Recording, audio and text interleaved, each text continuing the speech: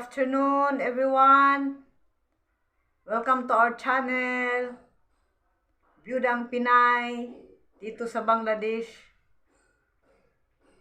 Si Malihaw andito sa loob ng guys, nakatalokbong siya sa loob ng blanket. Malamig na kasi dito ngayon, need na talaga mag-blanket, lalo na sa village. Grabe ng lamig doon. Hindi pa ako guys nakadalaw sa mga sorry, hindi pa ako nakadalaw sa mga ninyo, bahay-bahay. Dahil kahapon, ang nangyari sa akin, nag-LBM ako guys. From 3:30, nag-start ang LBM ko, loose motion, hanggang 9:30 ng gabi. Uminom na ako ng isang tablet. Hindi gumana doon sa tablets na yon. So, last night, hindi ko na talaga kaya dahil every 10 minutes na ang pag LBM. So, sabi ko sa mga girls, punta kayo sa pharmacy, itanong nyo doon kung anong magandang dahil every 10 minutes na masakit ng ulo ko guys, kagabi. Tapos, hindi ko na talaga kaya, nanghina na ako. Dahil biro mo ilang hours from 3:30 to 9:30, kaya ko na sila, pinapunta na ng mga around 8 o'clock, yung mga girls, dahil gabi. Daming mga tambay sa So, nagpunta sila kagabi sa pharmacy. Tapos, sinabi nila yung sitwasyon. So, binigyan ng yung parang antibiotics yun yata, ba yun? 2 tablet lang guys. Ininom ko kagabi, pagdating nila mga around 8, ininom ko kaagad yun. So, after 2 hours, medyo nawala na yung loose motion ko, LBM. Ewan ko ba kung bakit nagkaganoon. Ganito ako guys, pag alhamdulillah nawala din kagabi. Dahil nanghina na ako, uminom ako ng saline. Tapos, yung si Maliha, she cooks sa lugaw for me. Ayan, si Rihanna, siya ang nagluto kanina ng lentil soup. Nag-fry siya ng fish sa kanila. Tapos si Maliha, pinakain niya ako ng yung siya smashed potato. Yun. Kaya, ayun, ganoon. Kasi pag winter kasi, nangyayari sa akin ito guys, pag winter, mag-LBM ako pag winter.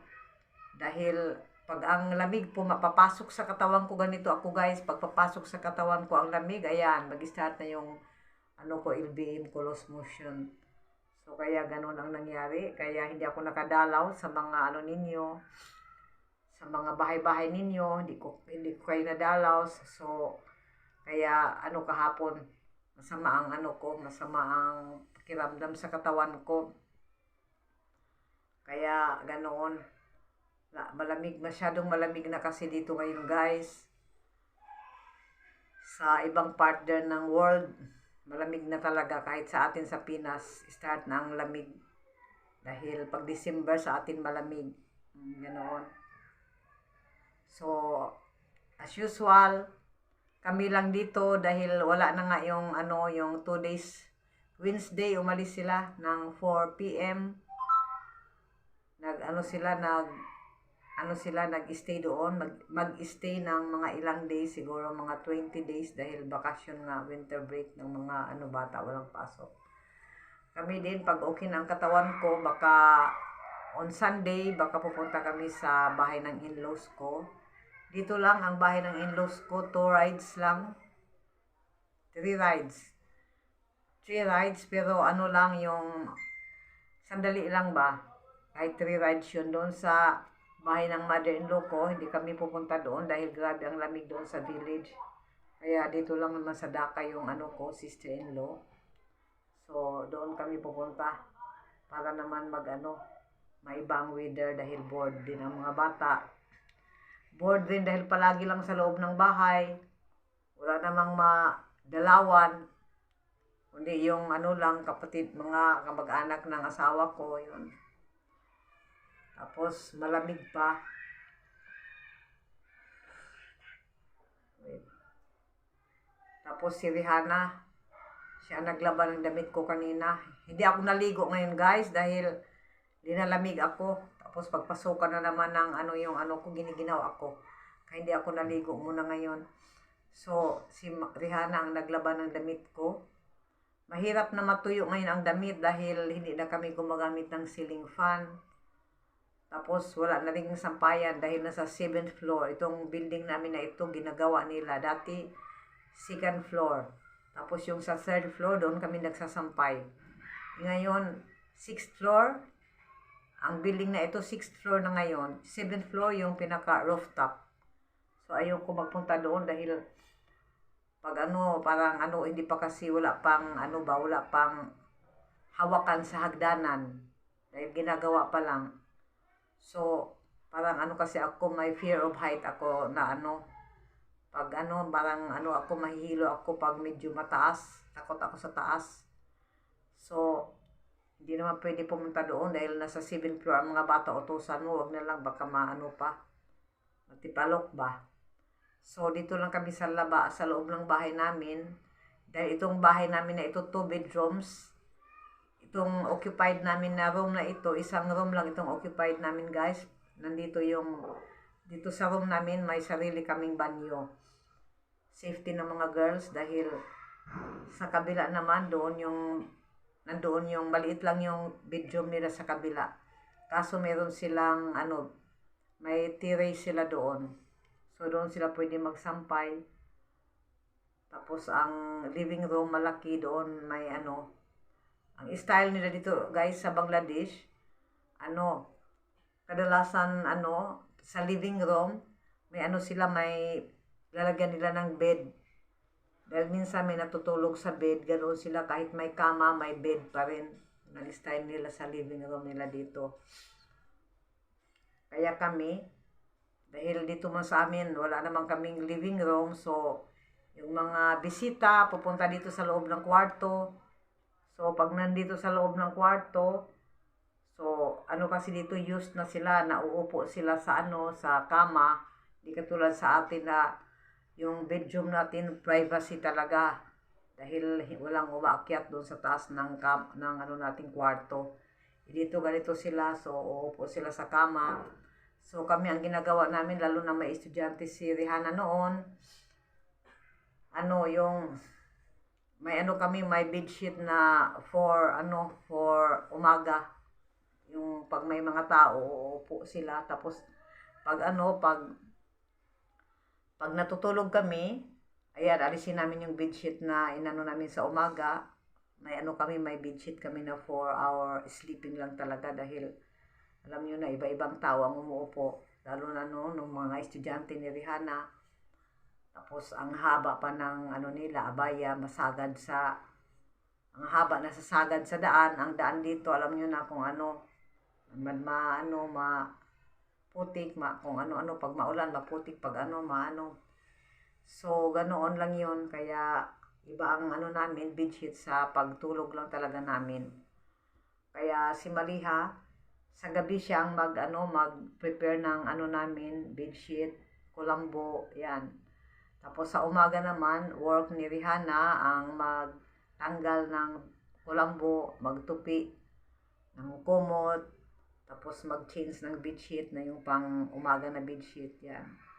Yung pang umaga namin na bedsheet, guys, dalawa ito, hindi ko ito ginagamit na panghiga namin sa gabi. Lang talaga ito for, for umaga. Mga bata ngayon, hatsi sila. Hatsing ng hatsing dahil change weather nga, guys. Daming nagkakasakit na naman. So, hatsing. Ako, konting ingat ako dahil, alam nyo na, asthmatic, tayo. Kaya ganoon. Ang hirap mag-LBM, guys. Naku, parang ako.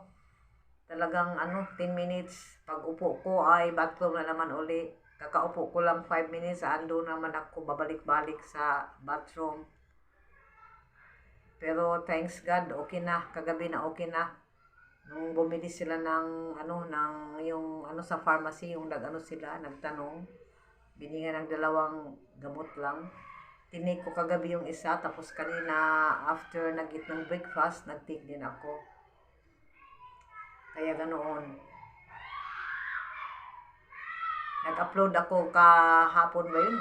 I uploaded yesterday, last night. Yeah, kahapon nag-upload ako ng ano guys, yung ano ba yun, yung ano dito sa amin may ilog na tinatawiran yun pag nagpunta ng college ang mga bata tayong magpunta ng eskwelahan. Tumatawid sa ilog na yun. Yung ferry boat na pupunta sa iba-ibang lugar. Dito dumadaan sa ano na yun, ilog. Yung ano namin, yung caretaker ng bahay, umalis din sila, nagbakasyon sila doon sa lugar nila for a week siguro. Kaya nag-video doon yung anak niyang dalaga. Sinend sa amin yung nung nandoon na sila sa ferry boat. So sinend niya yung video. So in-upload ni Maliha kagabi. Yung ano na yun, yung river scenery na yun. Okay guys. Hanggang dito na lang muna tayo. Maraming salamat sa mga ano ninyo, suporta. Sorry, hindi ko kayo nadalaw kahapon dahil hindi talaga ako humawak ng phone ko kahapon dahil nag-12 tayo kahapon. So, kanina rin nag-ano din ako, naghiga-higa. Dahil medyo tired pa yung body ko dahil nga kung ilang beses, ilang oras din ako nagpabalik-balik sa banyo. Okay guys, thank you so much. Ingat tayo. Ingat tayo dyan. Ingat kayo. Ingat tayong lahat. We love you all. Shout out nga pala guys sa inyong lahat. Mga supporters ko. Shout out sa inyong lahat. At may nagpapa-shout out sa akin. Shout out to Sis Edith Vlog Channel. Shout out Sisi Edith Vlog Channel. More blessings. At shout out din kay Sir Josie Barinyan.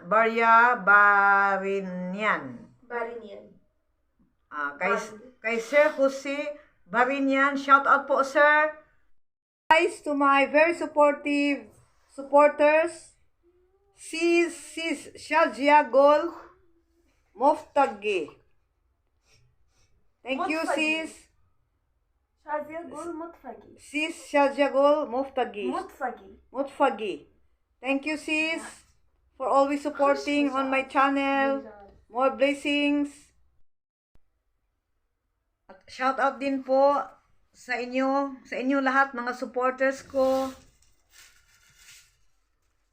Shout out sa mga new subscribers, old subscribers, silent viewers, sharers, sa mga nagpapalipad. Shout out sa inyo. Sa mga nag-sponsor sa amin, shout out din po sa inyo. More blessings to you guys. Thank you so much sa walang sawang pagsuporta. Okay, God bless us all. Good evening guys. It's now, what time now, Mahani? I don't know.